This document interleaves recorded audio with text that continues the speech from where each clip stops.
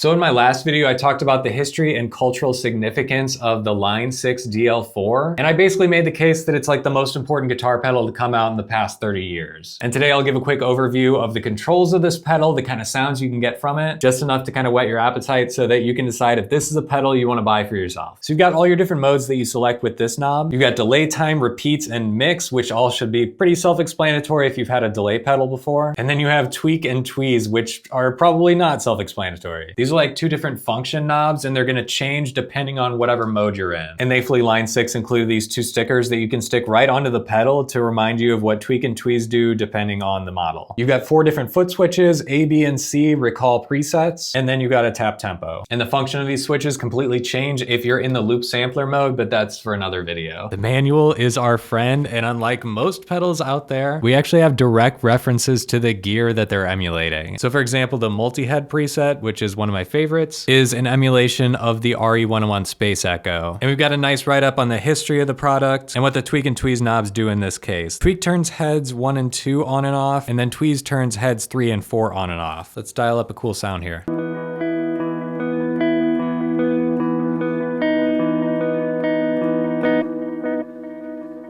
One of my other favorites here is the low res delay, which is not emulating a specific piece of gear, but rather just the low res, low bit delays of the early 80s. And tweeze is where we're gonna get some really cool sounds here. It adjusts from 6 bits to 24 bits. You can hear a little bit right there.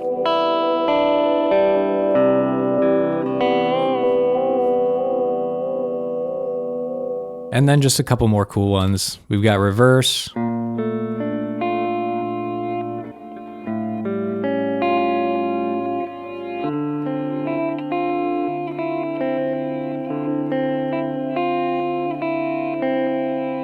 And then we'll check out dynamic delay, which is essentially just a sidechain compressor on the delay. So you can hear that as I'm playing, you can't really hear the delay, and then when I stop, it swells back in. So it's like ducking down while you're playing. This is really, really useful so it doesn't muddy up the mix.